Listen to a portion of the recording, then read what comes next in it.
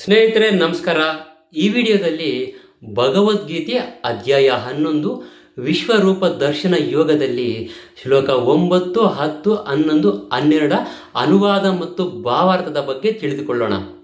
ಶ್ಲೋಕ 9. ಸಂಜಯ ಉವಾಚ ಏವ ಮುಕ್ತ್ವಾ ತತೋ ರಾಜನ್ ಮಹಾಯೋಗೇಶ್ವರೋ ಹರಿಃ ದರ್ಶಯಾಮಾಸ ಪಾರ್ಥಾಯ ಪರಮಂ ರೂಪಮೈಶ್ವರಂ. ಅನುವಾದ: ಸಂಜಯನು ಹೇಳಿದನು, ಓ ಮಹಾರಾಜನೇ, ಮಹಾಯೋಗೀಶ್ವರನು ದೇವೋತ್ತಮ ಪರಮ ಪುರುಷನು ಈ ರೀತಿ ಹೇಳಿ ಅರ್ಜುನನಿಗೆ ಕೃಷ್ಣನು ತನ್ನ ವಿಶ್ವರೂಪವನ್ನು ತೋರಿಸಿದನು. ಶ್ಲೋಕ 10 ಮತ್ತು 11. ಅನೇಕ ವಕ್ತ್ರ ನಯನಮನೇಕಾದ್ಭುತ ದರ್ಶನಂ ಅನೇಕ ದಿವ್ಯಾಭರಣಂ ದಿವ್ಯಾನೇಕೋದ್ಯತಾಯುಧಂ ದಿವ್ಯಮಾಲ್ಯಾಂಬರಧರಂ ದಿವ್ಯಗಂಧಾನುಲೇಪನಂ ಸರ್ವಾಶ್ವರ್ಯಮಯಂ ದೇವಮನಂತಂ ವಿಶ್ವತೋಮುಖಂ. ಅನುವಾದ: ಅರ್ಜುನನು ಆ ವಿಶ್ವರೂಪದಲ್ಲಿ ಅಸಂಖ್ಯಾತವಾದ ಕಣ್ಣುಗಳನ್ನು, ಅಸಂಖ್ಯಾತವಾದ ಬಾಯಿಗಳನ್ನು, ಅಸಂಖ್ಯಾತವಾದಂಥ ಒಂದು ಅದ್ಭುತ ದರ್ಶನಗಳನ್ನು ಕಂಡನು. ಆ ರೂಪವು ಅನೇಕ ದಿವ್ಯಾಭರಣಗಳಿಂದ ಅಲಂಕೃತವಾಗಿತ್ತು ಮತ್ತು ಮೇಲಕ್ಕೆ ಎತ್ತಿದ್ದ ಅನೇಕ ದಿವ್ಯ ಆಯುಧಗಳನ್ನು ಹೊಂದಿತ್ತು. ಆತನು ದಿವ್ಯ ಮಾಲೆಗಳನ್ನು, ವಸ್ತ್ರಗಳನ್ನು ಧರಿಸಿದ್ದನು ಹಾಗೂ ಅನೇಕ ರೀತಿಯ ದಿವ್ಯ ಗಂಧಗಳನ್ನು ಲೇಪಿಸಿಕೊಂಡಿದ್ದನು. ಎಲ್ಲವೂ ಅದ್ಭುತವಾಗಿತ್ತು, ಆಶ್ಚರ್ಯಮುಖವಾಗಿತ್ತು, ಉಜ್ವಲವಾಗಿತ್ತು ಮತ್ತು ಅನಂತವಾಗಿತ್ತು, ವಿಶ್ವತೋಮುಖವಾಗಿತ್ತು.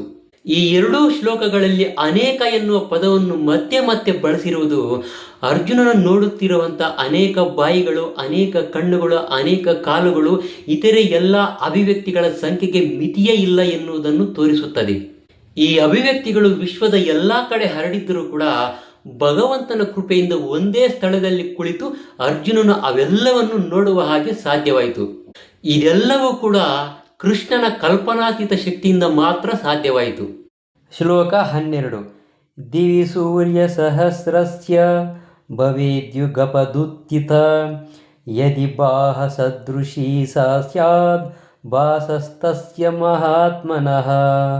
ಅನುವಾದ: ಲಕ್ಷಾಂತರ ಸೂರ್ಯರು ಒಟ್ಟಿಗೆ ಆಕಾಶದಲ್ಲಿ ಉರಿದರೆ ಎಷ್ಟು ತೇಜಸ್ಸು ಹೊರಹೊಮ್ಮುವುದೋ ಅದೇ ರೀತಿಯಲ್ಲಿ ಕೃಷ್ಣನು ತೋರಿಸಿದಂತಹ ವಿಶ್ವರೂಪ ದರ್ಶನದಲ್ಲಿ ಕೂಡ ಅಷ್ಟೇ ತೇಜಸ್ಸು ಹೊರಹೊಮ್ಮಿತು. ಇದರ ಭಾವಾರ್ಥ: ಅರ್ಜುನನು ಕಂಡದ್ದು ವರ್ಣನೆಗೆ ಸಾಧ್ಯವಾಗದೇ ಇರುವಂಥದ್ದು. ಆದರೂ ಕೂಡ ಸಂಜಯನು ಧೃತರಾಷ್ಟ್ರನಿಗೆ ಆ ಮಹಾರೂಪದ ಒಂದು ಮಾನಸಿಕ ಚಿತ್ರವನ್ನು ಕೊಡಲು ಪ್ರಯತ್ನಿಸುತ್ತಾನೆ. ಸಂಜಯನಾಗಲಿ ಧೃತರಾಷ್ಟ್ರನಾಗಲಿ ಅಲ್ಲಿರಲಿಲ್ಲ. ಆದರೆ ವ್ಯಾಸರ ಕೃಪೆಯಿಂದ ಸಂಜಯನಿಗೆ ಅಲ್ಲಿ ನಡೆದಿದ್ದೆಲ್ಲವನ್ನು ಕಾಣಲು ಸಾಧ್ಯವಾಯಿತು. ಈ ರೀತಿಯಲ್ಲಿ ಅವನು ಅದನ್ನು ಅರ್ಥ ಮಾಡಿಕೊಳ್ಳಲು ಸಾಧ್ಯವಾದ ಮಟ್ಟಿಗೂ ಕೂಡ ಆ ಸನ್ನಿವೇಶವನ್ನು ಕಲ್ಪಿಸಿಕೊಳ್ಳಬಹುದಾದ ಒಂದು ಘಟನೆಯನ್ನು ಸಹಸ್ರಾರು ಸೂರ್ಯರಿಗೆ ಹೋಲಿಸುತ್ತಾನೆ. ಸ್ನೇಹಿತರೆ, ಇದೇ ಮೊದಲ ಬಾರಿಗೆ ಯಾರಾದರೂ ಹೊಸದಾಗಿ ನಮ್ಮ ಚಾನಲನ್ನು ನೋಡ್ತಾ ಇದ್ದರೆ ದಯವಿಟ್ಟು ನಮ್ಮ ಸನಾತನ ಧರ್ಮ ಉವಾಚ ಅನ್ನೋ ಯೂಟ್ಯೂಬ್ ಚಾನಲನ್ನು ಸಬ್ಸ್ಕ್ರೈಬ್ ಮಾಡ್ಕೊಳ್ಳೋದನ್ನು ಮಾತ್ರ ಮರಿಬೇಡಿ. ನಮಸ್ಕಾರ.